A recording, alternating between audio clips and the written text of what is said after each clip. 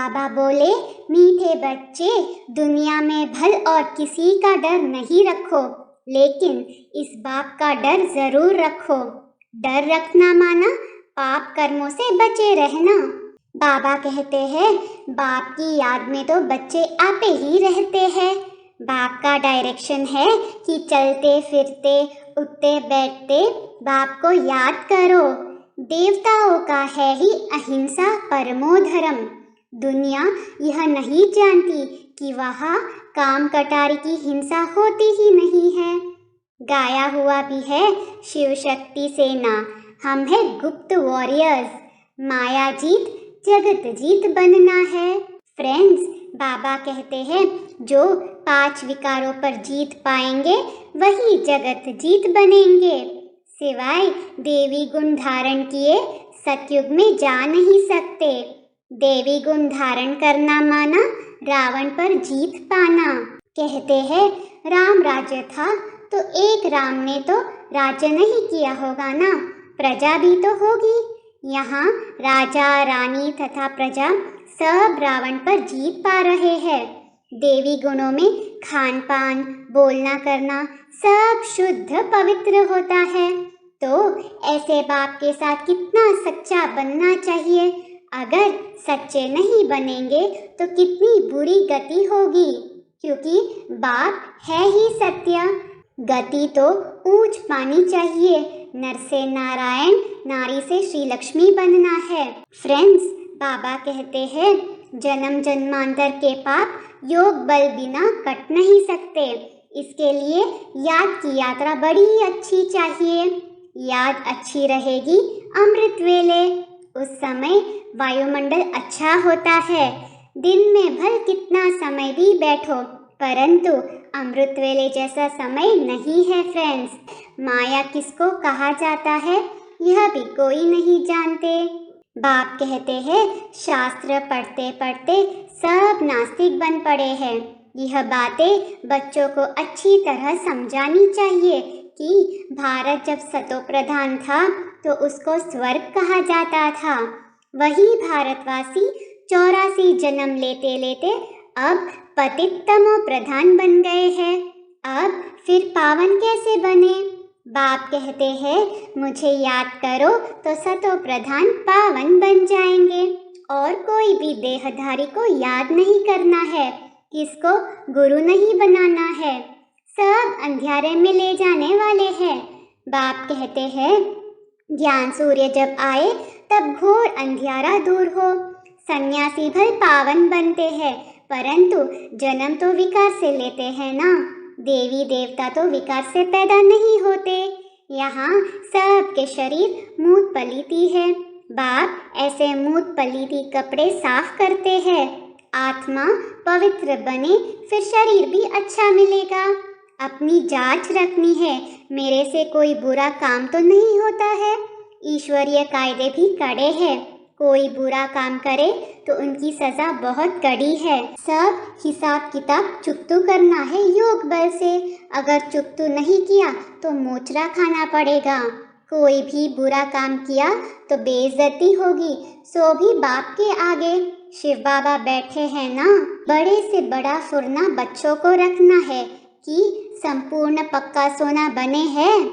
उठते बैठते यही बुद्धि में रहे। जितना याद करेंगे उतना ऊंच पद पाएंगे। माया के तूफानों की परवाह नहीं करनी है। जितना समय मिले बाप को याद करना है। मुझे तमो प्रधान से सतो प्रधान बनना है। बाप को याद करेंगे तो पाप कट जाएंगे।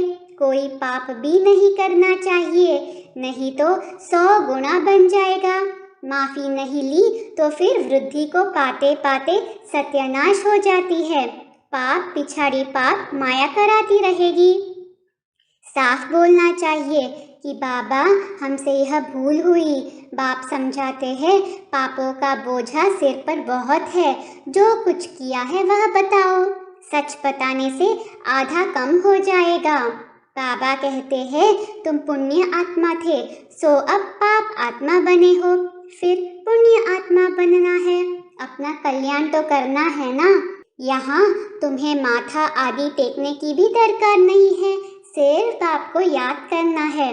बाप कहते हैं, तुम मुझे बड़ा समझकर नमस्ते करते हो, मैं फिर तुमको विश्व का मालिक समझ नमस्ते करता हूँ। मनुष्य तो राम राम कह देते हैं, परंतु अर्थ कुछ नहीं समझते। वास्तव में राम अर्थात शिव बाबा। राम वह रघुपति नहीं, यह राम निराकार है, उनका नाम है शिव बाबा। शिव के आगे कोई ऐसा नहीं कहेगा कि मैं राम की पूजा करता हूँ। अब बाप कहते हैं, तुम मंदिरों में जाकर समझाओ कि यह भी मनुष्य थे, तुम इन्हों के आगे जाकर महिमा गाते हो। आप निर्विकारी सर्वगुण संपन्न, हम पापी नीच है। यह तन भी मनुष्य का है और वह तन भी मनुष्य का है, लेकिन उनमें देवी गुण है इसलिए देवता है। तुम खुद कहते हो हमारे में आसुरी गुण है इसलिए बंदर है। सूरत दोनों की एक है, सीरत में फर्क है। बाबा कहते हैं, फ्रेंड्स, पत्थर बुद्धि होने के कारण मुझे भी पत्थर भीतर में कह देते हैं। बाप को जानते ही नहीं कि बाप इसमें प्रवेश कर भारत को कितना सिरताज बनाते हैं, भारत की कितनी सेवा करते हैं। बाप कहते हैं, मेरी तुम ग्लानि करते हो, मैं तुमको स्वर्ग का मालिक बनाता हूँ। योग नहीं तो धारणा भी नहीं होती है, इसलिए बाबा कहते हैं, बांधेलिया सबसे जास्ती याद करती है, शिव बाबा की याद में सहन भी करती है। भारतवासियों में जो देवी देवता बनने वाले हैं वही यहाँ आएंगे। बाबा कहते हैं, बहुत लोग समझते हैं विकार बिना दुनिया कैसे चलेगी। अरे, देवताओं को संपूर्ण निर्विकारी कहा जाता है ना। यह भी किसको पता नहीं कि वहाँ विकार होता ही नहीं है। गायन भी है, भगवान वाच काम महाशत्रु है, परंतु भगवान ने कब कहा था यह किसको पता नहीं है। बाबा कहते हैं, गृहस्थ व्यवहार में रहते सिर्फ बुद्धि योग मेरे से लगाओ। जबकि बाप के बन गए हो तो बाप से लव होना चाहिए ना, बाकी औरों के साथ काम निकालने के लिए प्यार रखना है। बुद्धि में यह ख्याल रखना है कि विचारों को स्वर्गवासी कैसे बनाए, सच्ची यात्रा पर चलने की युक्ति बताए। अभी हमारे 84 जन्म पूरे हुए, फिर सतयुग की हिस्ट्री रिपीट होती है। पतित तो घर जा नहीं सकते, पावन बनाने के लिए पतित पावन बाप चाहिए। सबको ले जाने वाला बाप ही है। बाप आकर सबको रावण से छुड़ाई मुक्ति कर देते हैं। सतयुग में दुख देने वाली कोई चीज होती ही नहीं, नाम ही है सुखधाम, यह है दुखधाम।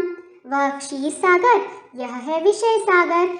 बाबा समझाते हैं, श्रीमत पर चलना है फिर जवाबदार वह है।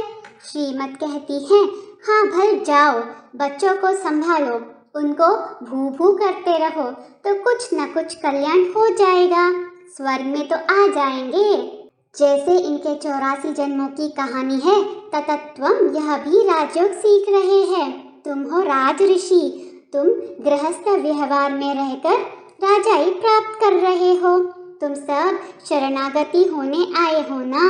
अब समझते हैं हम तो स्वर्ग में बैठे हैं, दुनिया में है माया का पौंग, मायावी पुरुष इसको ही स्वर्ग समझ बैठे हैं।